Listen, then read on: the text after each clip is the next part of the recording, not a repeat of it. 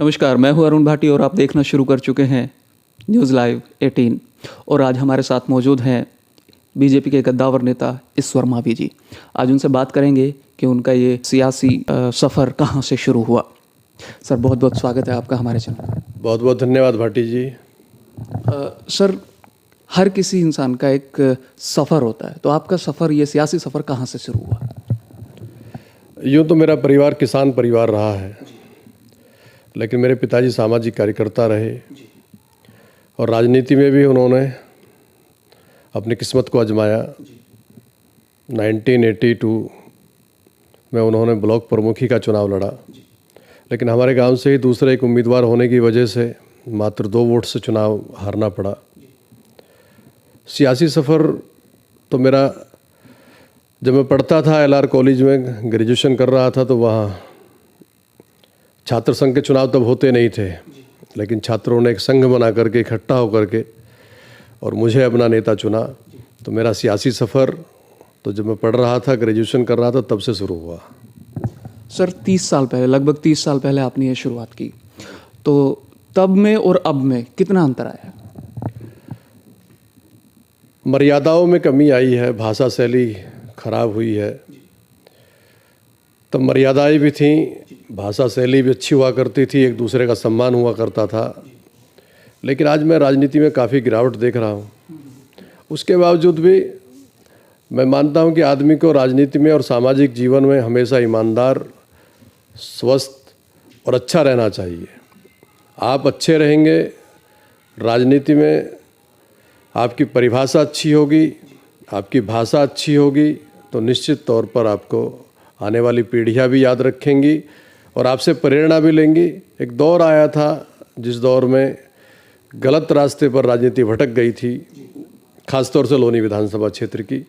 लेकिन मैं मानता हूं कि अब फिर लोनी विधानसभा क्षेत्र की राजनीति अपने सही ट्रैक पर आएगी, नया रास्ता खुलेगा और लोनी के लोगों को भी कहीं ना कहीं ऐसा महसूस होगा कि कोई अच्छा राजनीतिक आदमी उनको मिले जो लोनी के बारे में सोचता हो, लोनी के लिए करता हो, सामाजिक सद्भाव भी बना रहे और लोनी का विकास भी हो। सर, बात करते हैं आंदोलन की। जब आपने 30 साल पहले आंदोलन किए, जिनसे आपकी छवि एक अच्छी उभर के आई, और पहले आप सपा में थे, उसके बाद BSP में भी आए और फिर BJP में आए, तो जो आंदोलन का दौर था वो सर, वो कैसा था आपका?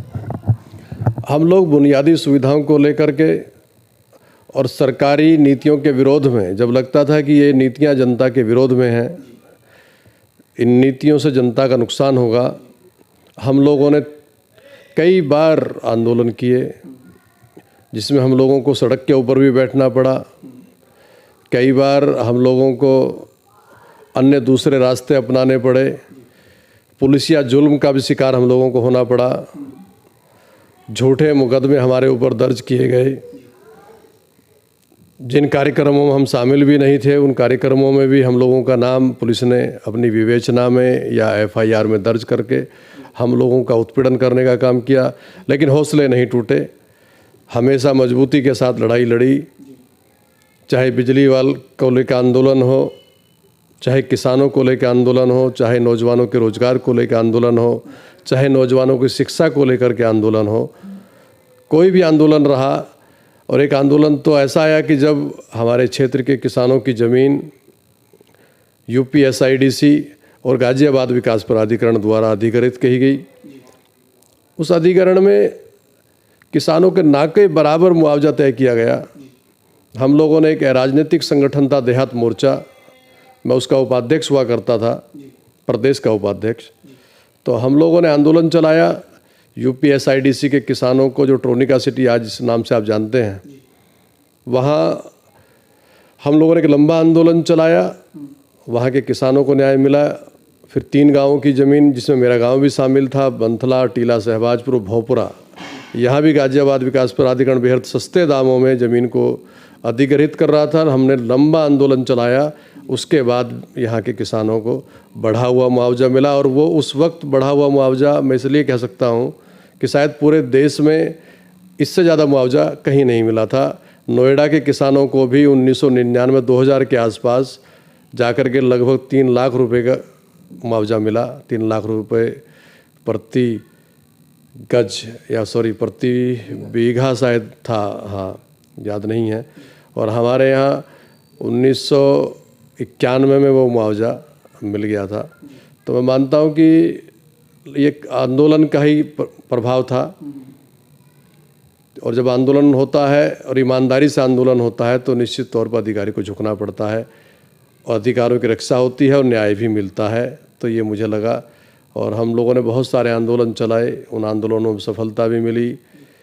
ये ज़रूर है कि जब विपक्ष की सरकार होती है और विरोधी पक्ष के लोग आंदोलन करते हैं तो सरकारी जुल्म का शिकार तो उनको होना पड़ता है। उस जुल्म के शिकार हम भी हुए हैं, लेकिन कोई बात नहीं, कभी ना हम घबराए ना टूटे, हमेशा लड़ाई लड़ी।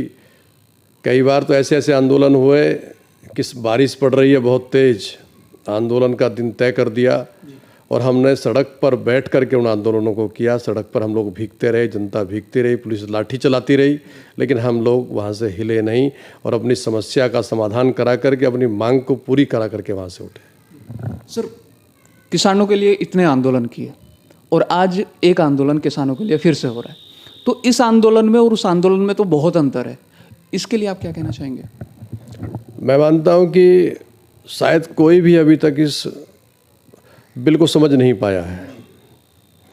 जब हम लोग आंदोलन किया करते तो हम लोग भी कहते थे कि जब पेन बनाने वाली कंपनी वो अपना पेन का मूल्य निर्धारित करती है कि मेरा पेन 10 रुपये का है, कार बनाने वाली कंपनी अपनी कार का मूल्य तय करती है कि ये मेरा कार जो है वो 2 लाख रुपए की है, तो किसान को उसकी फसल का मूल्य अधिकार तय करने का अधिकार क्यों नहीं मिलता? किसान को भी अपनी फसल के मूल्य को तय करने का अधिकार मिलना चाहिए।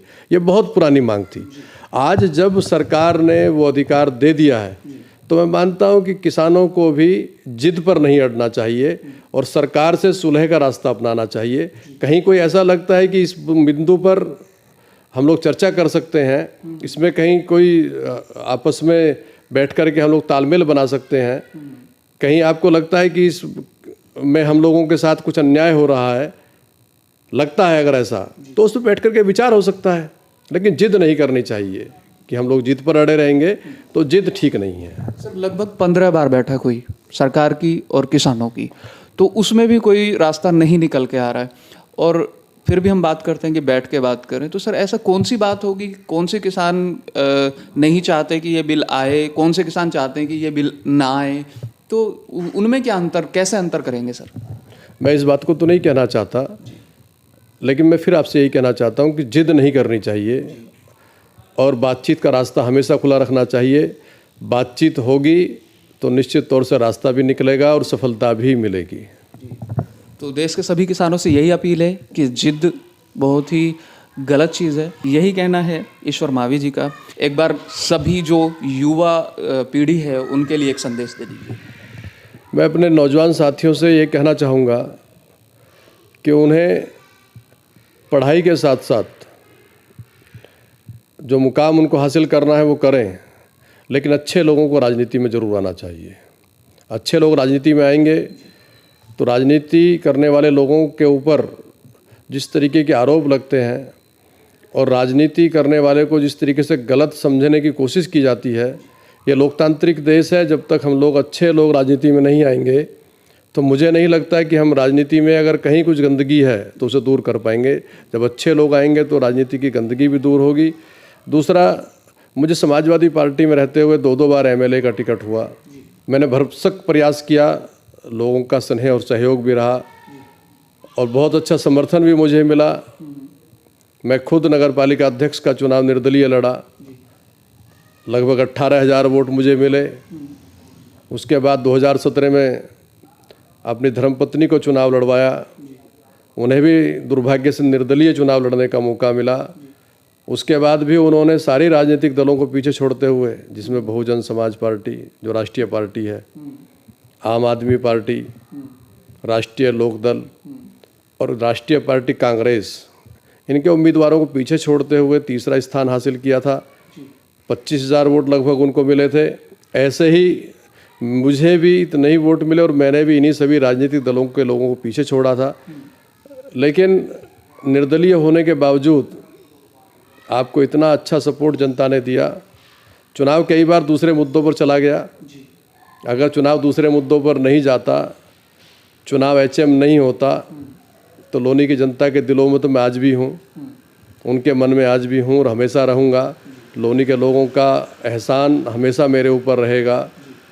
लोनी के लोग मुझे हमेशा अपना प्रतिनिधि चुनना चाहते थे, लेकिन कुछ ऐसी व्यवस्थाएं हो जाती हैं कि जिसकी वजह से मुझे वो शायद उनकी सेवा करने का ज़्यादा मौका नहीं मिला। लेकिन जब जब भी मुझे मौका मिला तो मैंने दिल खोल करके मदद की और दिल खोल करके सेवा की। आज भी लोनी के लोगों के बीच में हूँ और जब तक जीऊँगा तब तक लोनी के लोगों के बीच में रहूँगा, उनके लिए काम करता रहूँगा, चाहे कुछ भी हो जाए।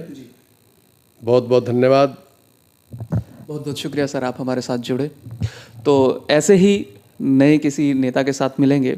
मुझे दीजिए इजाज़त। नमस्कार।